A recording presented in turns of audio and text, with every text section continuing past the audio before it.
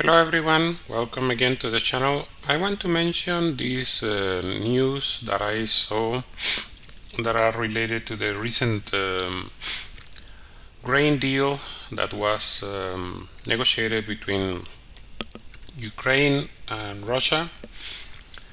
This deal was negotiated in Istanbul with the participation of Turkey and the United Nations. So it was interesting because they initially were saying that they were trying to remove the mines from the port, different ports of Ukraine. So I saw that Turkey made a proposal that doesn't need to demine the Ukrainian ports, and they were saying basically that a sea corridor from from grain exports could be formed without needing to clear the mines around Ukrainian ports. And the logic for this is that they were suggesting that ships could be guided around the floating sea mines. And this is, of course, the change from the proposal initial that they wanted to demine the Ukraine's ports. And they say that the main thing is that the location of the mines is known, so certain safe lines will be established at three of the ports. So they say that this will be kind of faster because taking the mines will really require more time.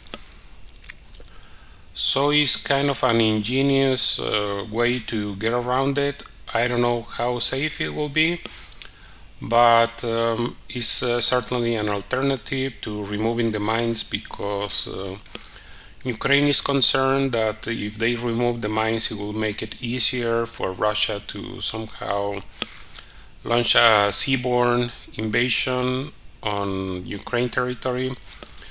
Honestly, I don't see why would Russia want to do this because an invasion from the sea is much more dangerous to the attacker than to the defenders.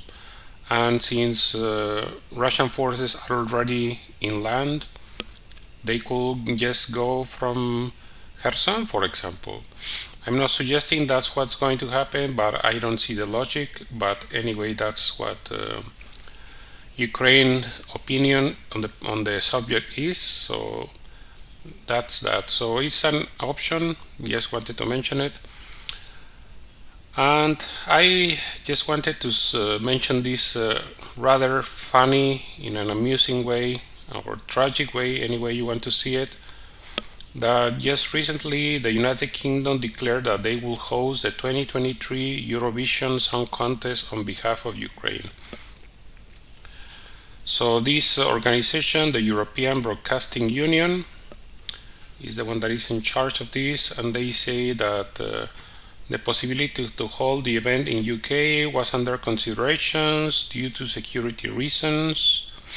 They didn't explain why, but I found it a little bit amusing that back in the day when Ukraine won the contest, President Zelensky says that he wanted to hold the Eurovision in Ukraine and he wanted to hold it in the city of Mariupol. He says that it was his goal to just liberate Ukraine and hold the event in Mariupol. So just kind of a time capsule of how things have changed. But his opinion didn't change much. He still wants to liberate the entirety of the Ukrainian territory, however unlikely this is. In my opinion, like I said repeated times, that it's better to negotiate for peace rather than continue the war. It's best for everyone, but that's my opinion, not the opinion of Mr. Zelensky. And then we have this recent news that Russian Foreign Minister Sergei Lavrov said that Moscow will help the Ukrainian people get rid of the regime in Kiev. We will certainly help the Ukrainian people to get rid of the regime, which is absolutely anti-people and anti-historical. So that is interesting news. Not very positive for Ukraine, but You know my opinion. If you have watched my channel in the past, my opinion is that at this point, if there were to start peace negotiations, Russia will impose their peace terms on Ukraine. So basically, it will require capitulation and conditional surrender. So I don't see how the Ukrainian state will survive, but maybe some people want to put more intent into the words of Lavrov than there is. In my opinion, the initial military objectives that they set for the special military operation is already wide enough. They say the militarization, the denazification, and the liberation of the Donbass. So those three objectives are already wide enough to understand that the Russian army will stop only when the entirety of the Ukrainian army is either surrendered or destroyed.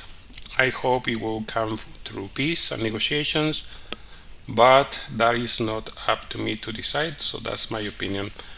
Let me know what you think about it in the comment section, and I want to remind you of the opportunity to help support my work as content creator.